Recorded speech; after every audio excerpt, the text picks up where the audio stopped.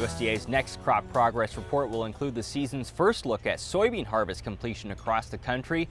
But even before the crop is out, Nebraska Extension's Nathan Mueller says growers can be looking at making variety selections for soybeans for 2017. Nathan says this time of year can be especially beneficial because certain companies may offer early seed discounts. We talked with Nathan Wednesday here at Husker Harvest Days and began by asking why soybean selection is such an important decision for farmers. If you just look at the potential profitability in some of the decisions you make on a regular basis, we know from third-party trials that the yield difference can be about 15 bushel difference between the best performing and poorest performing. So even if you get half that difference, 8 bushels in the soybean price, you're looking at $60 bushel per acre, or $60 an acre swing. And the price of that seed of between those different units might only be $5, $8. So you only need about a bushel to cover the difference. So it's a decision we make every year, and there's some things we can do to help make a more informed decision about selecting our soybean varieties for our farms. Let's talk about some of the information that's available. How can yield records help you? Yeah, yield records, so there's a couple different sources. There's your on-farm yield records, right? So when you're out in the field looking at the yield monitor data and we'll get your weigh tickets at the end, how did the varieties do on your farm this year?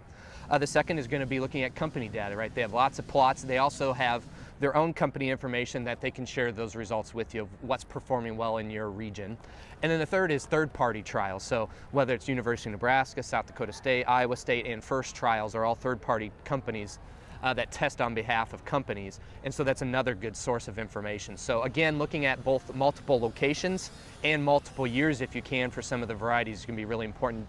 Just using all the data you have to make a more informed decision. How can you make sure that the varieties you're selecting are matching the needs of a field that may have had problems in the past? Yeah, I mean, we know that not all of our fields are the same, right? We know certain parts of a field are even different, right? And that's why we're using precision ag, looking at how we can manage on a per acre basis or less. So knowing like a field that has SDS might have SDS in the river bottom, you don't on your uplands yet. So selecting for SDS resistance in your variety is going to be important. So you're going to have to weigh that with the yield records as well.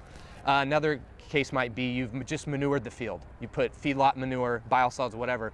So lodging, right? A lot of excess growth is a concern. So you might look at lodging scores for those, right? So trying to match up those traits with each individual field. And so to do that, you can't just pick 1 or 2 varieties for your farm. I mean, you get to choose what companies you want to work with if you want to work with one or multiple, but when it comes down to varieties, I know it's easy to have a bulk unit or a seed tender with 1 or 2 varieties, but really to match up the traits to each of your fields, you're probably going to need more than just 2 soybean varieties. What's your recommendation on selecting maturities? Yeah, maturities is a big one, and that goes along with selecting more than one variety, right? We know that Nebraska rainfall and temperatures, there's lots of swings. We're at Husker Harvest Days, and it's cool, and last year was hot. So the same thing happens in August.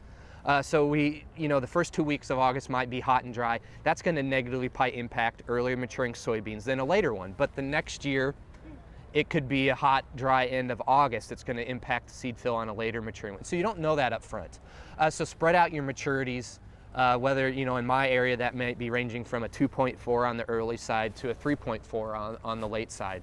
And so spreading that maturity out so all your eggs aren't in one basket. So when we have those short hot periods in August, which really drives soybean yield, we have a little bit of diversity there against that risk. So finally, as farmers go through the field at harvest and they see that maybe a number doesn't do so well and they think about going away from it, or one number does really well and they think I'll go all in on this next year, how do you weigh 1 year versus a lot of information? Yeah, some varieties have really been selected for dry land stress conditions, right? And then all of a sudden you get a lot of rain.